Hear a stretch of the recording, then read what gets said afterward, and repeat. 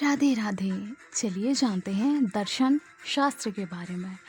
हालांकि दर्शन शास्त्र को समझना मुश्किल हो सकता है, क्योंकि दर्शन शास्त्र मानव की उत्पत्ति, मोक्ष, अस्तित्व, यथार्थ ज्ञान का विस्तृत अध्ययन होता है।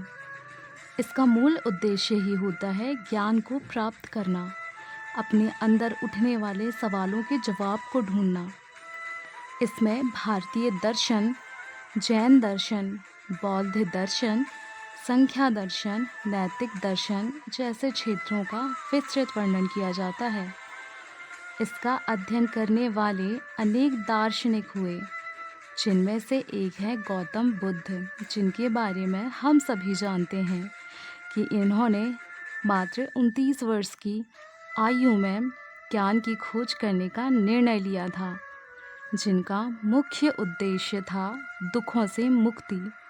जबकि वो जानते थे जीवन में दुख की मुख्य भूमिका है, जो प्रत्येक व्यक्ति के जीवन का अभिन्न अंग है।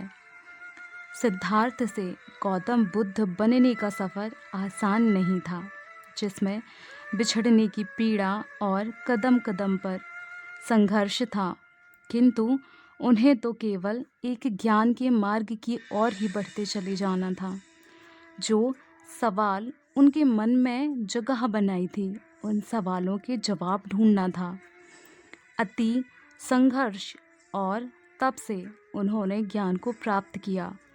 मात्र चिंतन के मार्ग द्वारा वो जान पाए कि दुख से मुक्ति कैसे हो सकती है, मनुष्य अपने पापों से कैसे मुक्त हो सकता है, या क्या सच में कोई शक्ति है जो इस ब्रह्मांड को चलाती है।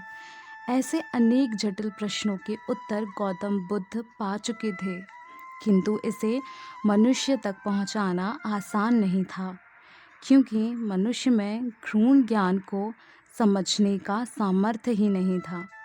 फिर बुद्ध जी ने अपने ज्ञान का पहला उपदेश अपने उन 5 शिष्यों को दिया, जो ज्ञान के मार्ग पर उनके साथ चल पड़े थे। हालांकि बुद्ध के जीवन संघर्ष की कहानी तो अलग है। हम बात करते हैं कि उनके प्रश्नों के उत्तर क्या थे।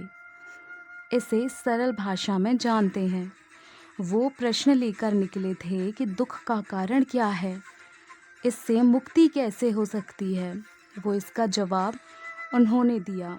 हमारा लालच, मोह, तृष्णा, अपेक्षा, अभिलाषा, असंतुष्टि, अज्ञान जैसे आदि दोष ही दुख का कारण बनते हैं।